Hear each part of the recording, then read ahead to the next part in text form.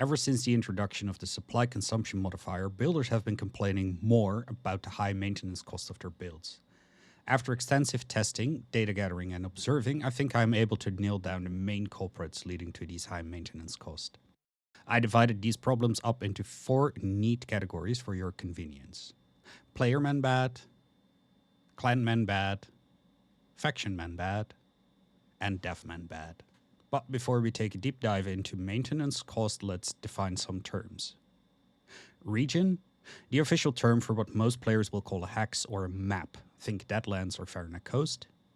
Subregion, a polygonal shape within a region that is controlled by a town hall or relic base. Think Abandoned Ward or Brine Glen.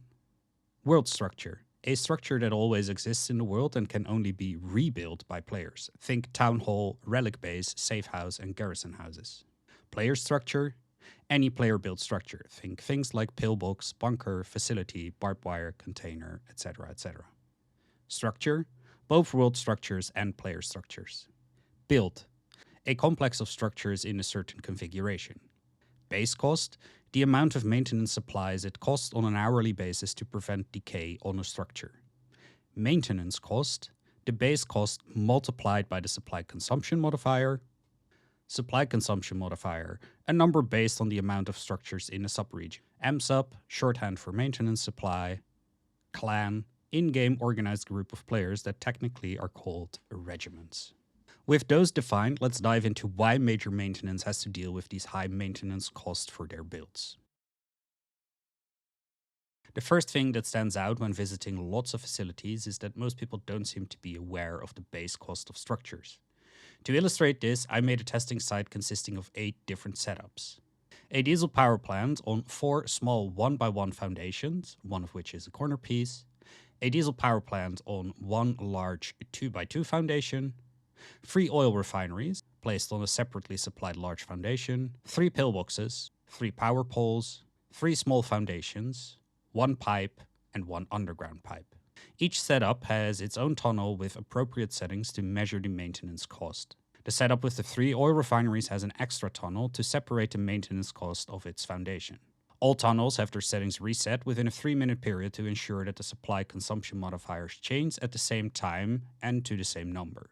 Measurements are taken after more than 4 days after completion of the build to avoid possible grace periods. First, we take a look at the cost of the different types of foundations.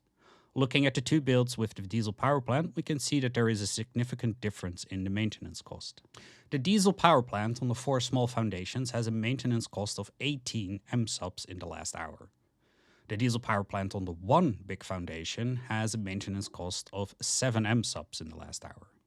Now, it is true that smaller foundations have a lower initial build cost, a 1x1 piece only costing half of what a 2x2 cost, but unless space only allows for a smaller piece, there is absolutely no reason for corporal construction to not choose the larger piece.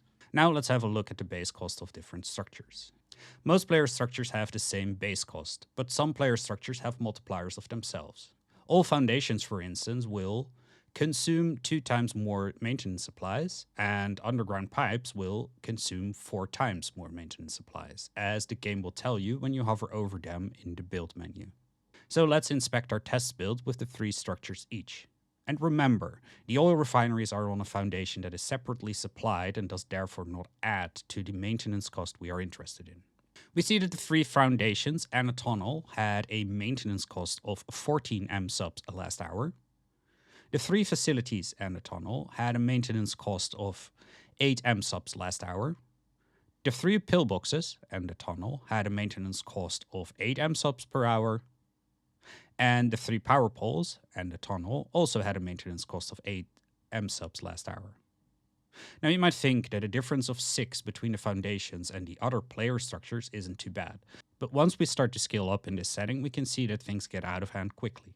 10 foundations and a tunnel will cost us 42 msups per hour, but 10 pillboxes and a tunnel will cost us only 22 msups per hour, leading to a difference of 20 msups per hour, which on a daily basis will be a difference of 480 msups. If we go one step larger, 100 foundations and a tunnel will cost us 402 msups. 100 power poles and a tunnel will cost only 202 msups. This will result in a difference of 200 msups per hour, or 4,800 msups per day. Now, obviously, Corporal Construction isn't going to build a facility out of nothing but foundations. He will, however, in a lot of cases, build streets and parking lots, and generally build spacious instead of minimizing the footprint. Another hidden increase in cost is the underground pipe. At first glance, an increase of 4 times more maintenance supply doesn't look too bad.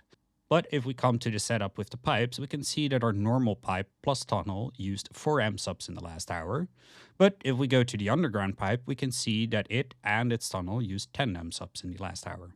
With that knowledge, we can quickly calculate that instead of using 2 underground pipes to cut off a bit of distance by crossing a road and a railway, we could have used 8 normal pipes to go around and still have had the same maintenance cost for a pipe network. In summary, to help out major maintenance, Corporal Construction should take the time to plan out his build, maybe even asking kernel calculations for help. Now, this wouldn't be a proper Foxhole commentary video without throwing shade at clans as well, so here it is.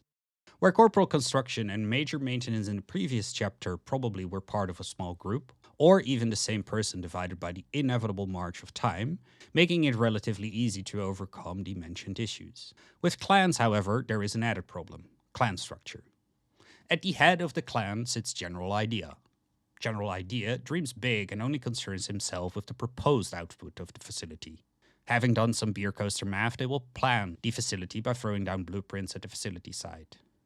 A great plane made out of foundations, 20 materials factories here, 10 metalworks there. Add in some small and large assembly stations and power plants, and we're off to do more important work. Corporal Construction, who just joined the clan, does not concern himself with things above his pay grade, and will not ask why 20 material factories are necessary. Construction is his job, and construct he will. 2 days later, Major Maintenance starts to notice something odd. Now that all the grace periods have elapsed, the maintenance costs are skyrocketing, and the Supply Consumption Modifier for the Subregion is Hamster Apocalypse. To deal with these rising maintenance costs, Lieutenant Leach and Captain Mindcamper get added to the maintenance squad as well.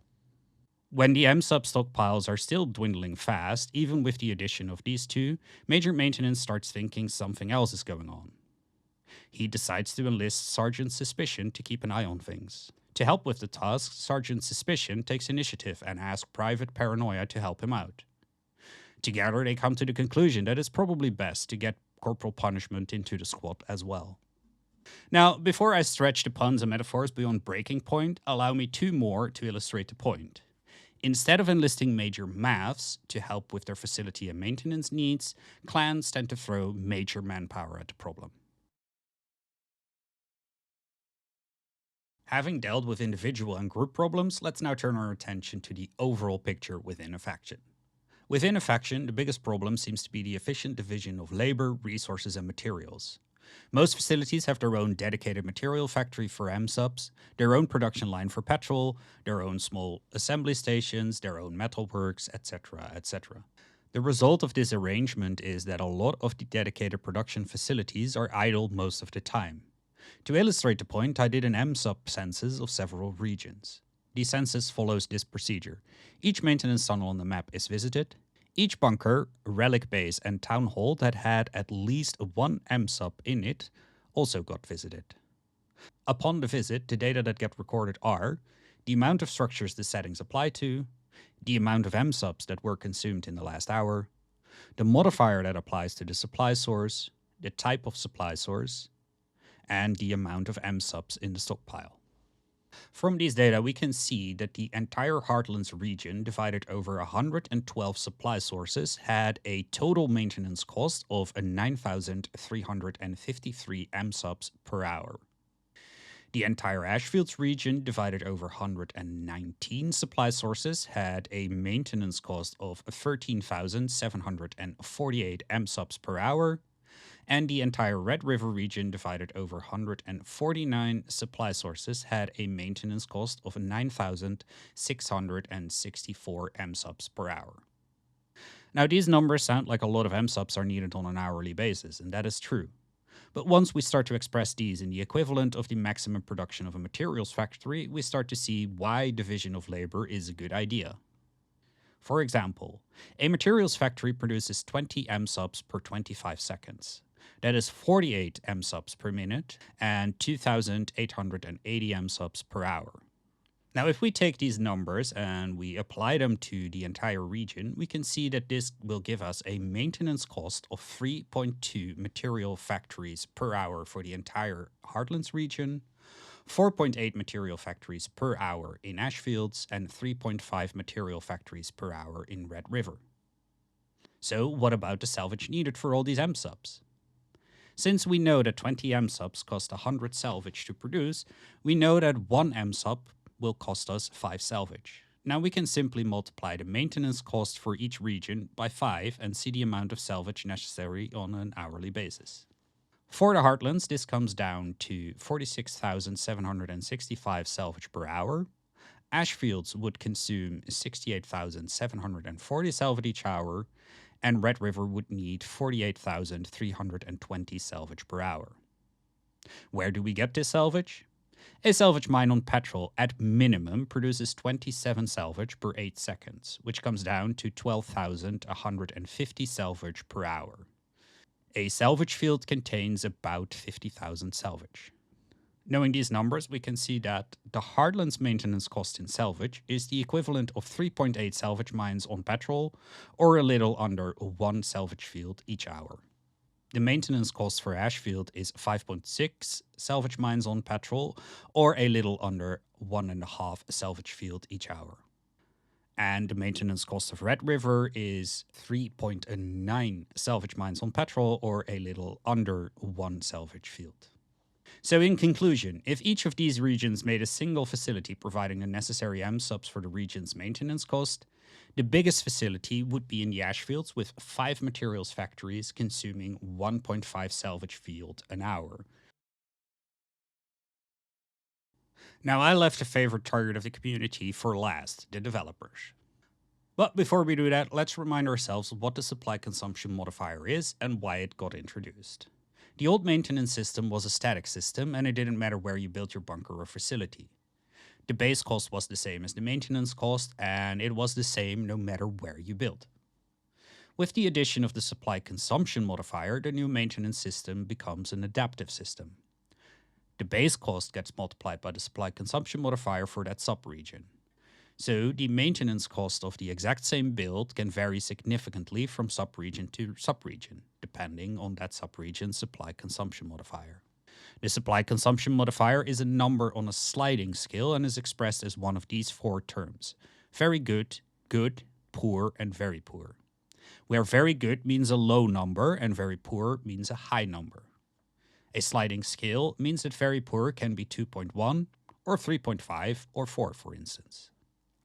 The supply consumption modifier will go up when more and more structures get placed inside the subregion, and also go down when less structures are left due to decay or explosives. The rationale behind the system is that building in a subregion with few structures will stress the servers way less than building in a subregion with lots of structures. And therefore, players that are willing to build in sparsely built areas are rewarded with lower maintenance cost, and players that build in densely built areas are punished for doing that. The very short version of this is the more structures in a subregion, the higher the maintenance costs. So with that in mind, we can make one conclusion already. Whether we like it or not, the system seems to be working as intended.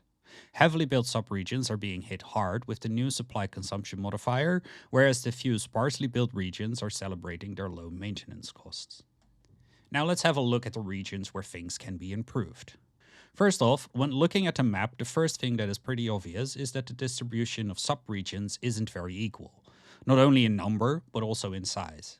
Some subregions are huge, others are small or contain a lot of water.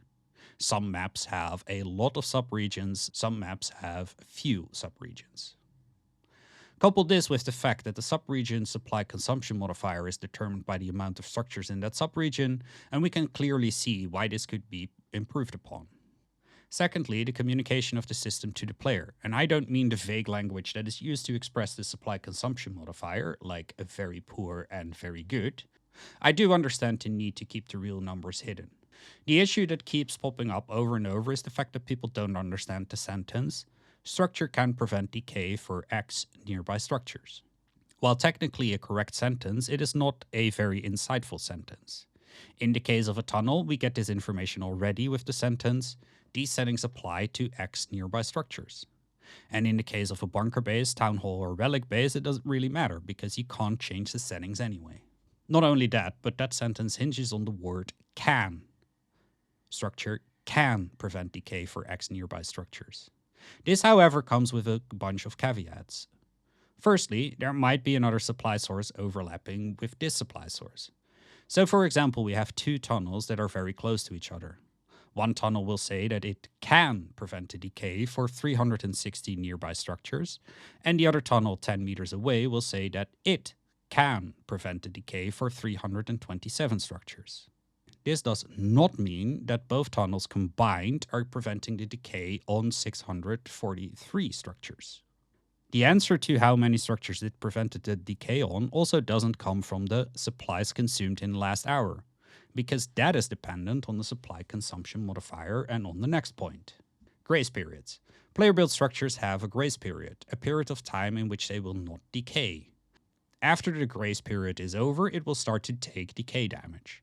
This means that within a matter of hours, your maintenance cost might skyrocket simply because within that time frame, a whole bunch of player structures came out of their grace period. Now, pointing out the flaws in the communication is cheap and easy, but do I also have a solution? Well, I propose that the maintenance status dropdown also includes an indicator that tells you how many structures actually have this tunnel or base as their supply source. Now, in a sense, this information is available to you when you pull out your hammer, go into upgrade mode and aim at the nearby structures, which will reveal the supply source it is connected to. But having it available at the supply source itself would be great. And to deal with the discrepancy in numbers because of grace periods, I propose that the sentence, supplies consumed in the last hour, gets in parentheses the amount of structures it actually prevented decay of in the last hours. So for example, supplies consumed in the last hour, 8, in parentheses, 3 structures. Last but not least, there is this bonus chapter. Making videos like this one is fun and frustrating, but it also consumes a lot of time and effort. So if you want to see more of these types of videos, let me know in the comments. And if you want to support my work, there are several ways of doing that. You can become a channel member or buy me coffee at Ko-Fi. Link in the description.